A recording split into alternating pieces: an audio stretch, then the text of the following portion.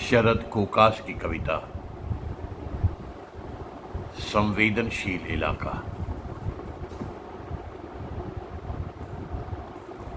अजान तब भी होती थी जब लाउडस्पीकर नहीं होते थे और मंदिरों में भजन भी गाए जाते थे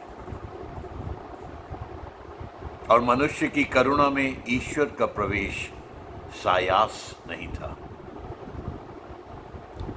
आस्था किसी प्रमाण की मोहताज नहीं थी उन दिनों और उसे लोकप्रिय होने का रोग भी नहीं लगा था। रमजान के दिनों में पूरे मोहल्ले की सुबह होती थी अल सुबह, जागो सहरी का वक्त हो गया है कहती निकलती थी टोलियां और सुबह के छुटपुटे में पहचान पाना मुश्किल था उनमें कि रमेश के रफीक। इधर नसीम आपा सहरी बनाने में व्यस्त तो शकुंतला मौसी बड़ी पापड़ अचार डालने जैसे साल भर के कामों में, और इफ्तारी की दावत के चलते राम दुलारी चाची पूरे माह चाचा के शाम के नाश्ते की फिक्र से बेफिक्र। सूरज को दिन भर इस बात का ख्याल था कि उसकी तपिश से रोजेदारों का रोजा न टूटे और चांद की मेहरबानी तो बस सुभान अल्लाह। उधर दिवाली में असगर चाचा की बढ़ी हुई शुगर और चोरी छुपे मिठाई खिलाती पंडिताइन की मीठी छिड़की।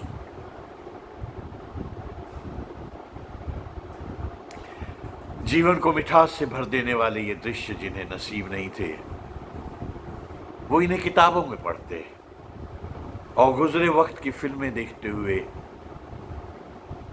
टॉकीजों में पिछली सीट पर बैठकर आंसू बहाते। आधे घरों में दिवाली और आधे घरों में शब बारात पर प्यार की रोशनी लिए रोशन होते चिराग, और कोई शेख चिल्ली ये बेहुदा सवाल नहीं करता कि दिवाली या शब बारात साल में 2 बार कैसे आ गई। और बौद्धिक सिर्फ शाखाओं या मदरसों में नहीं होता था। साहू का पान का ठेला जिसे कॉफी हाउस की गरिमा प्राप्त थी, घंटों बहस करते वहां खान साहब, रविंदर और रामेश्वर। हजरत साहब की जीवनी राम की शक्ति पूजा से लेकर अमेरिकी साम्राज्यवाद और प्याज के बढ़े दामों पर। धर्म रोटी में गेहूं की तरह शामिल था जहां दिनचर्या में और जिंदगी के किस्सों में कहानियों का मजा आता था। वो इलाका किसी राजाज्ञा से संवेदनशील घोषित कर दिया गया और फिर अचानक देर रात तक टीवी देखकर सोने वालों के लिए सुबह की अजान और भजन परेशानी का सबब बन गए। धूप के बीच अचानक बारिश आने पर खुलने वाली छतरी की तरह तनने लगे शामियाने हर शाम, और जाने कहां से आकर लोग करने लगे उपदेशों की बारिश। और आश्चर्य कि आम लोग इस तरह भीगने में सुख महसूस करने लगे। लाउडस्पीकरों से बाहर आने लगे शब्दों के दैत्य, गुड्डी, बबलू, मुन्नी और कल्लू को डराने लगे। नुक्कड़ पर दुआ सलाम के अलावा अब कुछ बाकी न रहा और क्रिकेट जैसे न टाले जा सकने वाले विषय के अलावा टाली जाने लगी मंदिर, मस्जिद, इमाम और दोगड़िया की बातें। भारत पाकिस्तान मैच के दौरान ठीक कारगिल की तरह दिखाई देने लगा मोहल्ला। धर्म की चर्चा में या तो सूचनाएं शेष रह गई थी या सूचियां। निश्चिंतता जैसे किराए के मकान में रह रही थी और मकान खाली करते ही वहां आकर रहने लगी थी असुरक्षा। मुहर्रम और रामनवमी के जुलूस के लिए अब वहां कोई तयशुदा रास्ता नहीं था। वो जानबूझकर निकाला जाने लगा ऐसे रास्तों से जो दिमाग की तरह तंग और संकरे हो गए थे।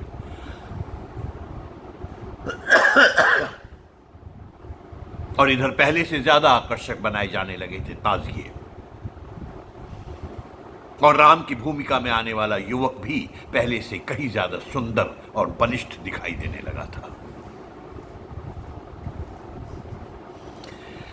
इस बात के निहितार्थ क्या हैं, इस पर चर्चा न करते हुए नवाब भाई और सोनी जी पढ़ने लगे एक दूसरे के चेहरे के हाव भाव।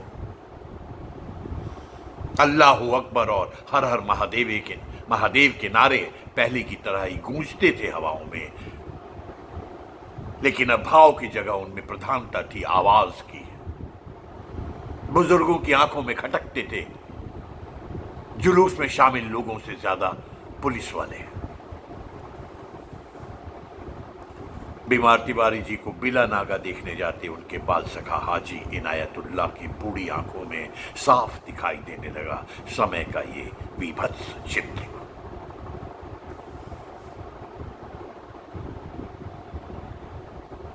बस यहां से आगे फटा है वक्त की किताब का पन्ना। जीवन के इस अर्धविराम पर सबके सब या तो चुप हैं या भविष्य की अटकलों में बहुत ज्यादा मुखर।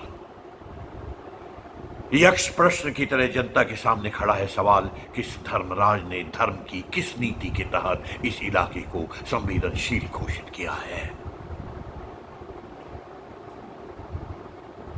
फिर भी जैसे तूफान के बाद बचे रहते हैं पेड़, इलाके को फिर हरा भरा करने का संकल्प लिए बचे हैं कुछ लोग जिनके होने की वजह से सद्भावना, भाईचारे और प्रेम के बीजों में उम्मीद बाकी है। और ये लोग हलफ उठाकर कहना चाहते हैं ये बात कि संवेदनशील तो पहले ही था ये इलाका, अब तो इसे संवेदनहीन बनाया जा रहा है।